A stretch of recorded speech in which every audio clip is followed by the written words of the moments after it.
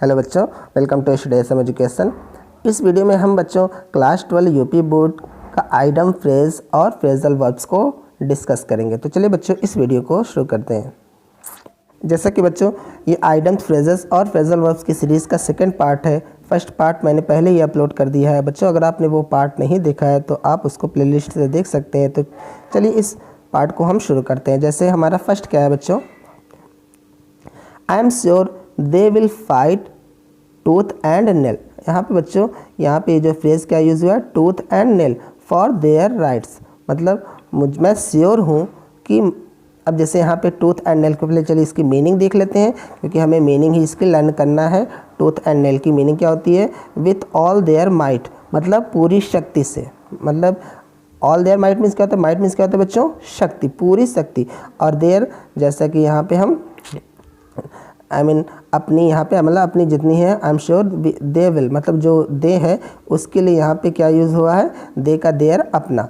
तो यहाँ पे अगर टूथ एंड नेल की बात करें बच्चों, विल विथ ऑल माइट, मतलब पूरी शक्ति से।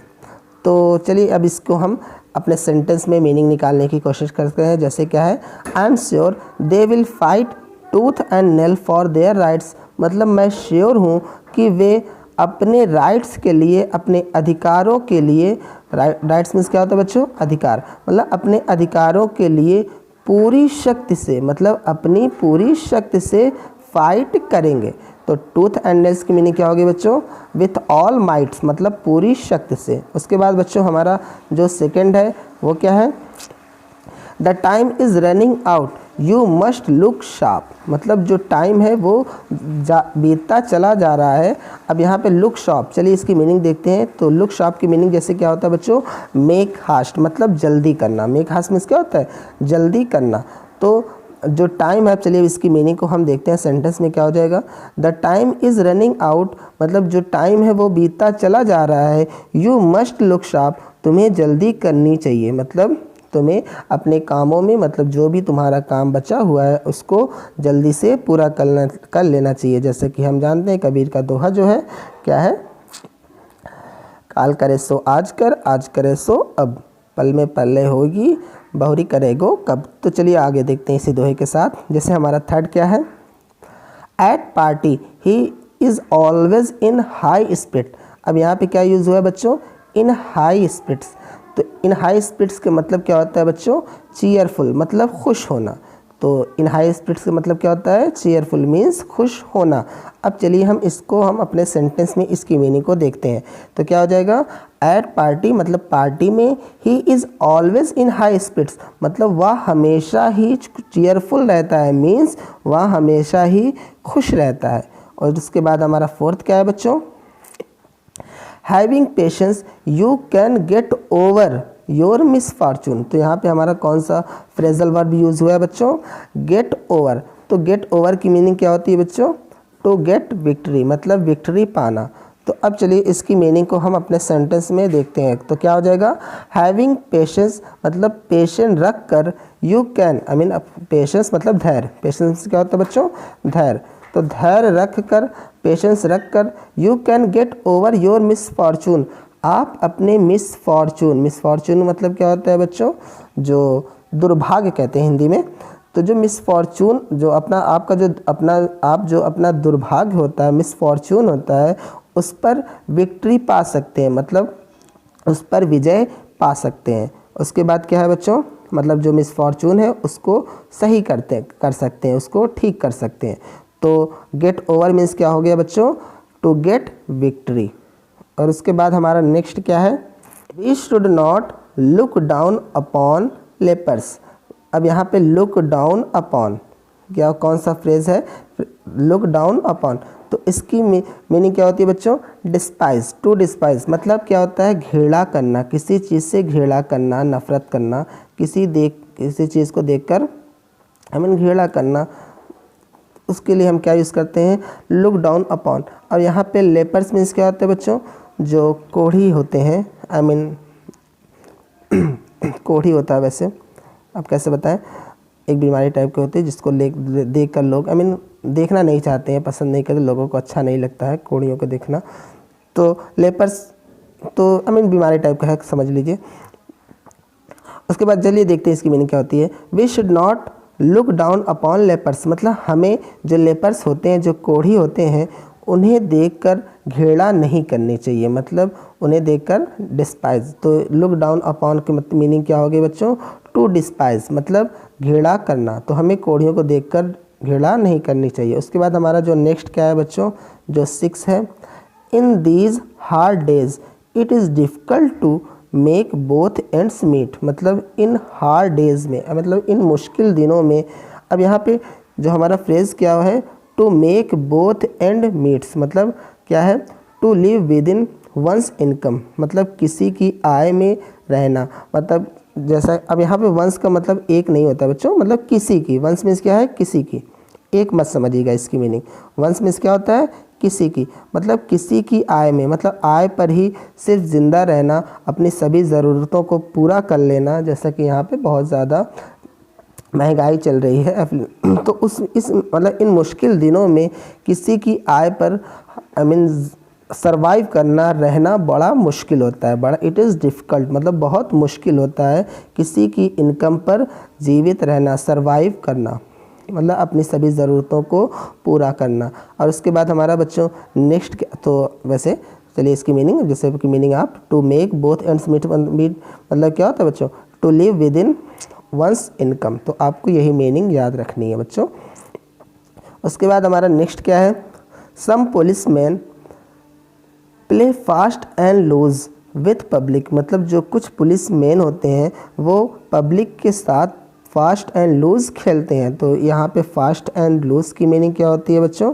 जो to behave in an immoral manner, मतलब किसी के साथ इमोरल मतलब अनैतिक, अनैतिक मतलब हार्श कह सकते हैं, मतलब हार्श या फिर अनैतिक व्यवहार करना, अनैतिक तरीके से क्या करना? बिहेव करना, व्यवहार करना, मतलब उनकी परेशानियों को ना समझना, उनको सताना। तो इस तरह से यहाँ पे फास्ट एंड लूज की मीनिंग होती है। तो फास्ट एंड लूज की मीनिंग क्या होती है बच्चों? To behave in an immoral manner, मतलब किसी के साथ अनैतिकता का व्यवहार करना। तो यहाँ पे ये जो मीनिंग चलिए देखते हैं। Some policeman play fast and loose with public, मतलब कुछ पुलिसमैन पब्लिक के साथ मतलब दुर्व्यवहार करते हैं, मतलब हार्शली बिहेव करते हैं। उसके बाद बच्चों यहाँ पे क्या है? Phrasal verb. तो फ्रेजल वर्ब यहाँ पे जैसे हमारी सबसे पहले क्या है? ब्रेक। तो चलिए देखते हैं ब्रेक के, जैसे ब्रेक के यहाँ पे 3 दिए गए हैं। वैसे बच्चों जो इंपॉर्टेंट है वही मैंने सिर्फ लिखा है, वैसे बहुत होते हैं फ्रेजल वर्ब्स। जैसे यहाँ पे कॉल ऑन होता है, कॉल अपॉन होता है, तो इस तरह से मतलब बहुत होते हैं। लेकिन यहाँ पे जो इंपॉर्टेंट है, जो आपके एग्ज़ाम में आने लायक है, मैंने मतलब जो मुझे इंपॉर्टेंट लगा है मैंने वो लिखा है। आप अपने हिसाब से कुछ भी लर्न कर सकते हैं, मतलब जितना लर्न कर लें उतना कम है, उतना ही अच्छा है इस एग्ज़ाम टाइम में, ताकि हम अच्छे से एग्ज़ाम दे लें, कहीं दूसरी जगह से कुछ ना आए। चलिए देखते हैं, जैसे हमारा यहाँ पे ब्रेक है। तो ब्रेक क्या है हमारा? सबसे पहले क्या होता है? Broken out. यहाँ पे क्या यूज़ हुआ है? ब्रोकन आउट, मतलब यहाँ पे हम हमेशा ही फर्स्ट फॉर्म ही लेंगे। जैसा कि हम जानते हैं यहाँ पे ब्रोकन आउट किस लिए यूज़ हुआ है बच्चों? क्योंकि हैज़ जो है हमारा परफेक्ट टेंस है, और ब्रेक की जो थर्ड फॉर्म होती है ब्रोकन, क्या होती है बच्चों? ब्रोकन। तो इसीलिए यहाँ पे हम अगर हम फ्रेज़ देखें तो फ्रेज़ हमारा क्या होगा? Break out. क्या होगा बच्चों? Break out. तो ब्रेक आउट मीन्स क्या होता है बच्चों? टू बिगिन, मतलब कुछ शुरू करना। तो बिगिन मतलब क्या होता है बच्चों? शुरू करना। ब्रेकआउट मीन्स क्या होता है? शुरू करना। यहाँ पे हम थर्ड फॉर्म इसलिए यूज़ किए हैं क्योंकि यहाँ पे हमारा प्रेजेंट परफेक्ट टेंस है। तो होप आपको ये चीज़ समझ में आई होगी कि यहाँ पे ब्रेक की बजाय ब्रोकन क्यों लिखा है। तो आपको ब्रेक इन ब्रेक से ही सब कुछ स्टार्ट करना है, उसी से मतलब लेना है। तो वैसे खैर ये तो सेंटेंस में आएगा, तो यहाँ पे ब्रोकन आउट ही लिखा रहेगा, और उसकी मीनिंग हम देखेंगे तो क्या हो जाएगी। यहाँ पे टू बिगिन मतलब टू बिगन, ये मतलब यहाँ पे ब्रेक की थर्ड फॉर्म यूज़ हुई है। तो जो आपका ऑप्शन मिलेगा वो हो सकता है कि टू बिगन, मतलब कि इस बिगन की भी थर्ड फॉर्म ही मिले। तो इस तरह से बस ऑप्शन में चेंजिंग रहेगी, first form, third form, second form में, बाकी सब सेम रहेगा। तो चलिए देखते हैं, जैसे क्या है? Kalra has broken out in the city, मतलब जो कालरा बीमारी होती है बच्चों, धूप की वजह से होती है, लू चलने की वजह से जो बीमारी होती है कालरा, वो क्या है, सिटी में ब्रोकन आउट मतलब शुरू हो गई है। आई मीन जो सिटी में अब शुरू हो चुकी है। यहाँ तो ब्रेकन आउट का मतलब, ब्रोकन आउट मीन्स क्या हो गया, टू बिगिन। और उसके बाद हमारा जो सेकंड है, आई मीन उसी का ब्रेक का क्या है, ब्रोक इनटू मतलब ब्रेक इनटू। तो ब्रेक इनटू मतलब मीन्स क्या होता है बच्चों, टू इंटर सीक्रेटली मतलब कहीं पर सीक्रेटली मतलब छिपते हुए सीक्रेट में इंटर कर लेना, आई मीन चले जाना कहीं से सीक्रेटली, आई मीन छिपते हुए चले जाना। वहाँ पे हम क्या यूज़ करते हैं, छिप कर जाने के लिए to I mean broke into use करते हैं, I mean break into use करते हैं। चलिए देखते हैं यहाँ पे क्या है, द थीव्स आई मीन जो चोर हैं, the thieves broke into the house मतलब जो थीव्स हैं वो हाउस में सीक्रेटली चले गए। अब यहाँ पे जैसे बच्चों ब्रोक सेकेंड फॉर्म यूज़ हुई है, मतलब हम जानते हैं पास्ट इंडेफिनिट टेंस है, सेकेंड फॉर्म यूज़ होती है अफर्मेटिव सेंटेंस में। तो यहाँ पे ब्रोक इसलिए यूज़ हुआ है, तो ब्रोक आउट आई मीन जो ब्रेक आउट कह सकते हैं। ब्रेक आउट का मतलब क्या होता है, टू एंटर सीक्रेटली। तो मतलब जो चोर हैं वो घर में सीक्रेटली चले गए हैं, चले गए थे, आई मीन छिपते हुए सीक्रेटली चले गए थे बिना किसी की नज़र में आए हुए। और उसके बाद हमारा जो थर्ड क्या है बच्चों, ब्रेक का, the car breaks down on the way मतलब अब यहाँ पे ब्रेक्स डाउन का मतलब क्या होता है बच्चों, जैसे कि यहाँ पे एस यूज़ हुआ है, तो एस यूज़ होने का मतलब प्रेजेंट इंडेफिनिट टेंस है, इसलिए यहाँ पे एस यूज़ हुआ है। जैसा कि हम जानते हैं प्रेजेंट इंडेफिनिट के अफर्मेटिव सेंटेंस में सिंगुलर सब्जेक्ट के साथ एस या ई एस यूज़ होता है, मतलब वर्ब के लास्ट में एस या ई एस यूज़ होता है, किसके साथ, सिंगुलर सब्जेक्ट के साथ। तो इसलिए यहाँ पे जो कार है वो सिंगुलर सब्जेक्ट है, इसीलिए यहाँ पे ब्रेक्स डाउन यूज़ हुआ है। तो ब्रेक डाउन की मीनिंग क्या होती है बच्चों, टू कम टू स्टॉप मतलब कोई चीज़ रुक जाना, मतलब जो कार है, the car breaks down on the way मतलब जो कार है वो रास्ते पर रुक जाती है।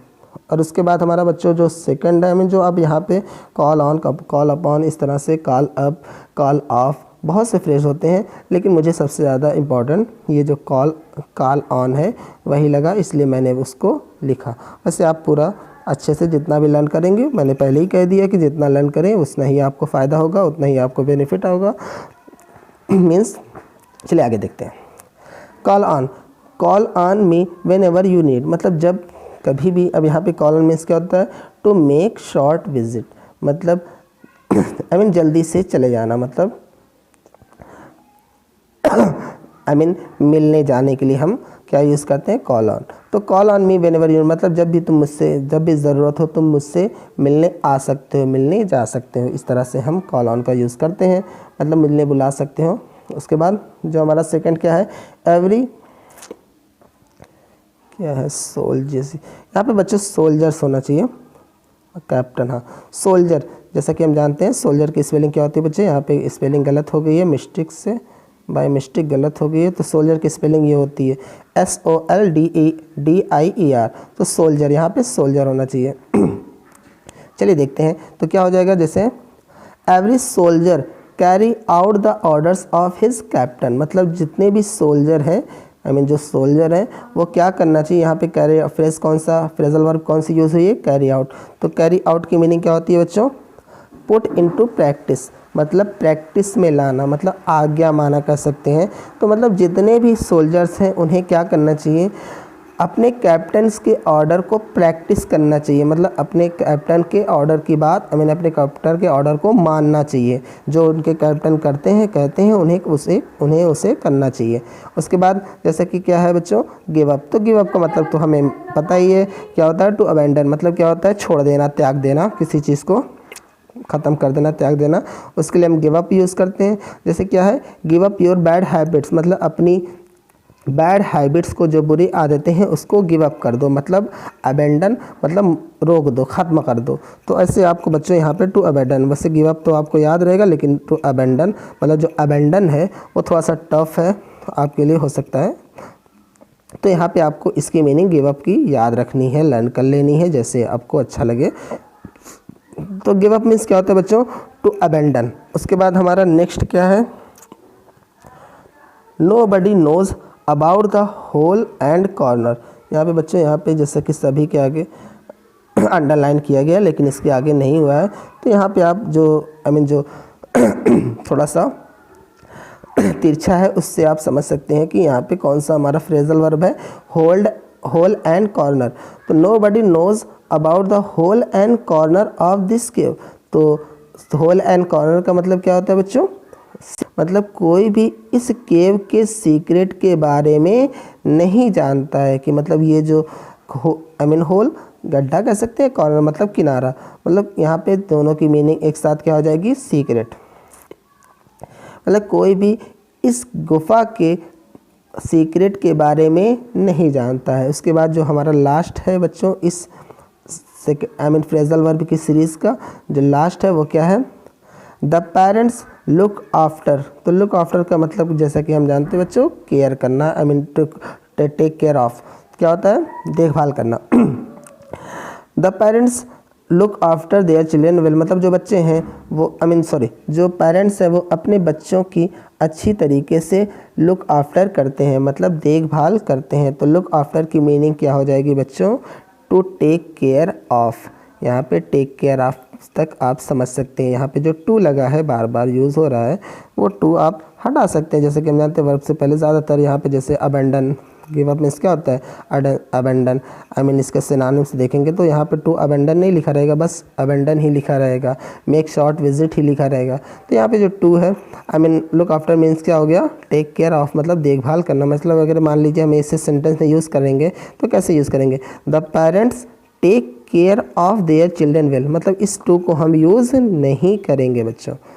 तो यहाँ पे तो लुक आफ्टर मीन्स क्या हो गया, टू टेक केयर ऑफ, मतलब किसी चीज़ की देखभाल करना। मीन्स पेरेंट्स जो होते हैं वो अपने बच्चों की बहुत अच्छे तरीके से देखभाल करते हैं। तो बच्चों होप आपको ये वीडियो अच्छा लगा होगा, पसंद आया होगा। बच्चों अगर आपको वीडियो अच्छा लगा तो प्लीज़ कमेंट कीजिए और अपने फ्रेंड्स के साथ शेयर कीजिए। बच्चों अगर आपने इस चैनल को सब्सक्राइब नहीं किया तो प्लीज़ चैनल को सब्सक्राइब भी कर लीजिए। थैंक यू सो मच बच्चों।